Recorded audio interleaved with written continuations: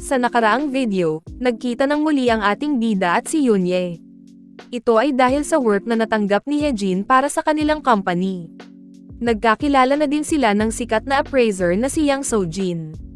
Nagulat na ito, nang sobrang bilis na appraise ng bida ang item na napupusuan nito. Pero, bago natin ipagpatuloy ang kwento, shoutout muna sa inyong mga nanonood ng bago nating series. Maraming salamat sa suporta, lalo na sa ating mga Senpay tier members. Solid kayo. Balik sa istorya, 10 minutes lang matapos ng meet-up, lumipat na sila sa Haneul Gallery. Nailid sila ni Yang Sojin kasama ang assistant nito. Sumama rin si Yoonye at ang anak ng VP. At syempre si Haejin at uncle nito. Manghang-mangha naman si Byung-guk, dahil hindi niya raw inaasahang makakapasok siya doon. Ang gallery raw kasi na yon, ay sikat na tumatanggap lamang ng mga verified VIPs. Hindi sila nagpapasok doon, ng ordinaryong mga bisita. Sagot naman ng bida, nakahanga-hanga raw, pero wala naman daw itong laman. Narinig ito ni Yang Sojin sa harap, kaya sinabi niyang, naghahanda raw kasi ito sa isang exhibition plan. Nagulat naman ang bida. Dagdag niya, ilang mga okay na oriental painting daw ang dumating. So pwede raw nilang tignan ito mamaya, sabay ngiti at sabing, kung afford daw nila yon. Tila pinapatamaan nito sila, kaya napaisip ang bida na sinasabi ata ng appraiser na ito, na hindi siya nababagay sa lugar na yon. So sinabi na lang niyang, well, as long as, hindi nyo kami palayasin. Pumasok naman sila sa isang kwarto, kung saan naroon ang item na i-appraise. Unang nag-react sa artifact na yon at si Byung-gul. Nagulat ito nang makita ang tunay na Banchang Celadon. Hindi man mas matalas ang mata nito sa ganung bagay kumpara kay Haejin, still, experienced Tomb Raider pa rin siya. Na naglaan ng ilang dekado upang magtrabaho sa ganong larangan. Napa-oh my gosh ito sa nakita niya. Ang intuit ayon raw nito ay sinasabing, ang item na nasa harapan nila, ay hindi ordinaryo. Mangha-mangha si Byung-guk, pero pinigilan siyang lumapit ni Yang Sojin.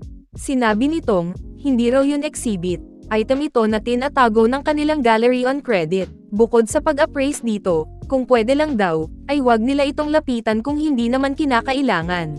Syempre, to the rescue ang ating bida. Hindi naman daw atet na lumapit ang uncle niya.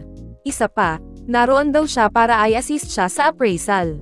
Kung hindi raw ito gusto, dahil sa tingin niya ay hindi importanteng approach, tanong niya, papaano niya raw matatanggal ang display case at maiaangat ng pottery? At paano niya ito matitignan ng maigi? Iba naman ang naging itsura nito dahil sa sagot ng bida.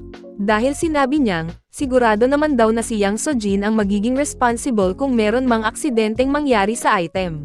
Hindi na lang ito nakaimik dahil sa sinabi niya. Naghanda na nga si Haejin, at nag-gloves, at si Byung-guk at nagtanggap ng display case ng Celadon, halatang mabigat ito at nakakatakot na work.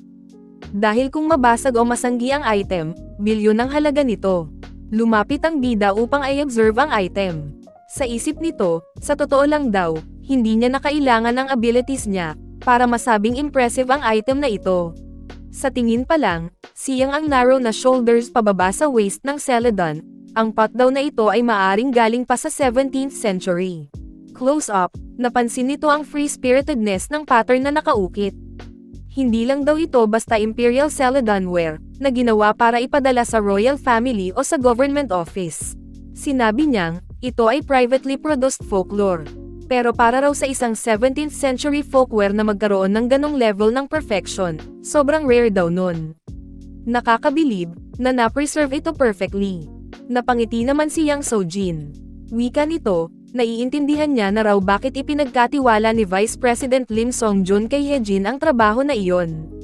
Tila na-impress ito sa galing niyang kumilatis. Dagdag niya, nung una, hindi raw siya sigurado sa kanya, dahil nga ang bata pa nito. Hindi normal para sa mga appraiser. Pero ngayong nakita niya ang appraisal work nito, sinabi niyang, meron daw ay si Haejin para sa artifacts. Speechless naman ang bida dahil hindi niya sure kung compliment ba ito o ano. Bigla namang napatigil ang bida. Habang ini-explain ni Yang Sojin, na sa nakikita nito, ang item na ito, ay ginawa ng mga best craftsmen ng kanilang generation. Kaya naman daw, ang kliyente nito, ay sinabing hindi niya ito balak ibenta para sa pera. Hindi pa ito tapos mag-explain, bigla namang nag-excuse si Hejin. Pwede raw bang mag-CR muna siya? Nagulat naman si Byung-guk, dahil sumakto pa na nasa important silang appraisal work. Ayun pala, makikitang meron something sa shaman na nasa loob ng salamin niya sa bulsa. Sa CR, dun ipinakita na akala niya raw, may tumatawag sa kanya at nagvo-vibrate ang cellphone nito. Tinanong niya ang shaman sa salamin, kung tinatawag ba raw siya nito. Bakit daw agad-agad itong nagpaparamdam? Ano raw ang meron? Gayunpaman, hindi ito nagpapakita. Nagulat ito kasi naramdaman niya raw ang shaman, pero ngayon hindi lumalabas. After ilang minuto, nagpakita na ito at sinabing, naroon daw siya. Nasa likuran pala, at tila pagod at nanghihina. Tumalikod ang bida at tinanong ito, may something wrong daw ba? Mukhang hindi ayos ang pakiramdam nito, kaya napatanong siya, kung meron daw bang problema sa teacup. Sagot naman niyang, hindi ito matatawag na problema. At wala raw itong kinalaman sa teacup, na tinignan nila kanina sa Soyeon Gallery. Sinabi nitong, ang pottery na tinignan daw nito ngayon lang, ang Celadon daw na iyon, ay naglalaman ng kapangyarihan ng 3 heavenly objects. Dagdag niya, ang kanyang purpose at mission doon, ay ang makuha ang sacred energy ng 3 heavenly objects, na scattered sa buong mundo ang 8 bells, bronze mirror at bronze sword. The more na ma-regain niya raw ang mga ito, mas mapapalapit siya sa nirvana. Tinanong naman ni Hejin, kung inabsorb daw ba nito ang energy mula sa Celadon, kaya ito napagod. Sagot naman niyang, imbes na mapagod, mas tamang sabihin raw na nasurpresa ito. Hindi niya inasahang, bigla itong mangyayari. Ito rin daw kasi ang unang beses niyang makarecover ng energy ng 3 heavenly objects.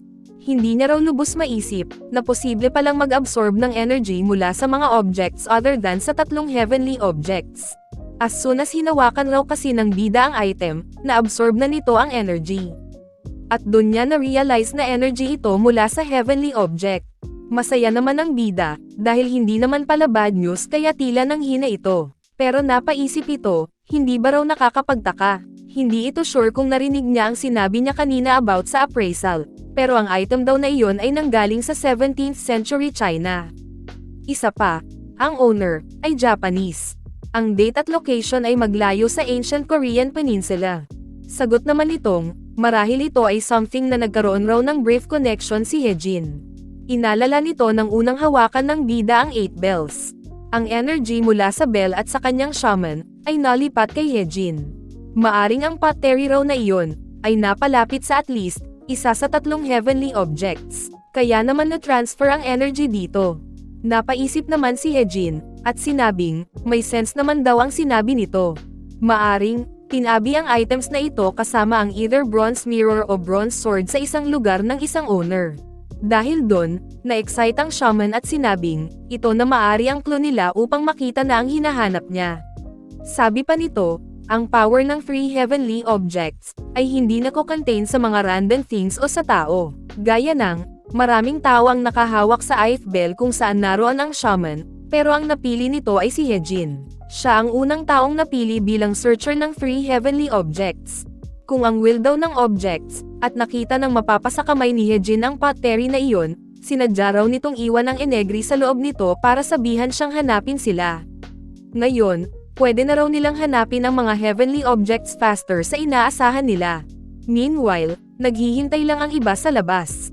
Naiinip naman ang anak ng VP at sinabing, bakit daw kaya ang tagal nito? Saktong bumalik na ang bida, at humingi ito ng paumanhin. Kinailangan niya lang daw ayusin ang kanyang thoughts. Ni-request naman ito sa direktor na kung pwede, ay bigyan siya ng client nila ng mga 3 araw. 3 days, tanong nito.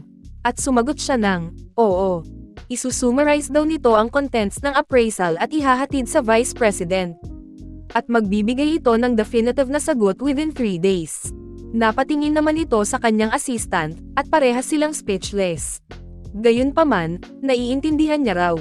Kaya naman, aasahan niya raw ang favorable answer nito sa loob ng 3 araw. Pagkalabas nila sa gallery, tinanong ni Yunye ang bida. Ano raw ang opinion nito sa pottery? Sa tingin niya raw kasi, ay meron na itong conclusion doon. Sagot naman niyang, okay na item daw iyon. Gaya raw ng sinabi niya kanina, best mula sa 17th century ang folkware na iyon. Kahit na gaano kababa daw nila iset ang halaga nito, siguradong aabot ito ng bilyon-bilyon. Na-stun naman ang anak ng VP at sinabing, kung ganun, hindi ba't dapat ay ipalit na natin ang item natin sa side nila? Wala namang pamasin dito. Tinanong lang ni Hejin si Yunye tungkol sa kung paano nakuha ng gallery ang teacup na iyon. Sagot naman niyang, iyon daw ay binili niya sa isang kakilala sa Insadong. Noon pa daw iyon nang teenage charge niya ang gallery, 2 taon na ang nakalipas.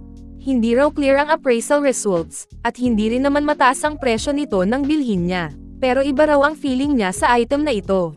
Na-attach siya dito dahil ito rin daw ang unang item na siya mismo ang bumili. Kaya naman daw, ni-reject ni Yunye ang purchase requests na dumarating sa kanila, para sa item na iyon. Napahinto naman si Hejin nang marinig, na maraming nang nag-try bumili ng teacup na iyon. Bakit daw kaya, kung hindi naman sila sure sa value nito? Napaisip din tuloy si Yunye, kakaibang araw. Hindi rin siya sigurado, bakit maraming nagkaka-interes dito. Napatango naman ito at sinabing, matapos niyang tignan ang Bunchen Celadon, sa tingin niya, ay dapat mas naging realistic ito. Sa totoo lang, hindi raw naging okay ang mga huli nitong art exhibitions. Sa likod, umentra na naman ang hindi kausap na anak ng VP. Sinabi nitong, dapat niya nang ang i-exchange ang teacup na iyon para sa Celadon.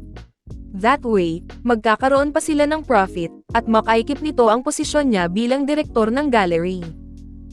Kahit na raw gaano pa karami ang shares nito sa kumpanya, marami-rami na rin daw itong naging pagkakamali. Bigla namang sinabi ni Hejin, na, no, wag niya raw ipalit ang teacup na iyon. Ikinagulat naman ng lahat ang sagot nito. Nakapamewang na nga ang anak ni VP at sinabing ang labo daw nito kanina pa. Tigilan niya na raw ang pagpapatagal ng mga bagay-bagay. O kaya, sabihin na lang nito kung gaano ba talaga kahalaga ang teacup na iyon. Sabi naman ni Hejin, na kahit sabihin niya raw sa kanya ngayon. Kung wala naman siyang pruweba kung anong item ito, magiging claim lang daw ito, at hindi appraisal. Ang rason kung bakit nanghingi siya ng 3 araw, ay para maghanap ng mga ebidensya. Sabihin niya rin daw ito sa Vice President. Isa pa, pakiimbestigahan daw ang babaeng nasa tabi ni Director Yang Sojin. Sa tingin niya raw kasi, mula ito sa client side. Napatanong naman si Hyoyeon ng, sa ipinagagawa sa kanya ni Hejin. Hindi naman daw siya detective, so bakit sa kanya niya pinapagawa ito? Sagot naman ng bida, na siya raw ang tinanong niya kasi may tiwala ito sa kanya.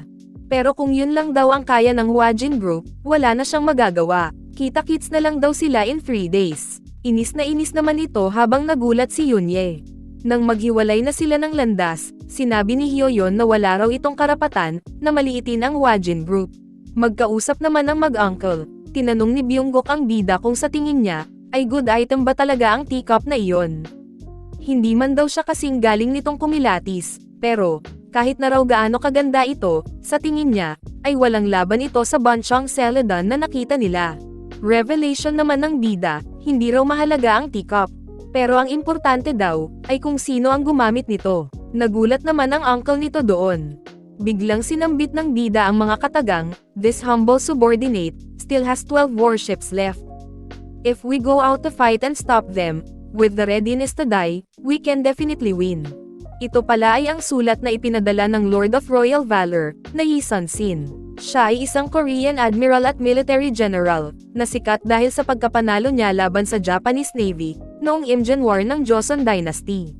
Confident na sinabi ni Hejin, na si Yi Sun-sin daw ang gumamit ng teacup na iyon. Wow! No wonder, hindi pa agad nakasagot ang bida sa appraiser kanina. Kung tama siya, kahit na bilyon-bilyon ang halaga ng nakita nilang Celadon, siguradong higit pa doon ang teacup na ginamit ni Yi Sun-sin. Hindi tuloy mawala sa isip ko, magkano naman kaya ang kita ni Hejin sa freelance na ito? Siguradong tiba-tiba na naman siya. Anyway, kung curious ka what happens next, siguraduhin mong naka-like, follow o subscribe ka sa aming channel o page. Share mo na din ito sa iyong mga tropang mahilig sa manhwa. Maraming salamat sa panonood, Oni-chan.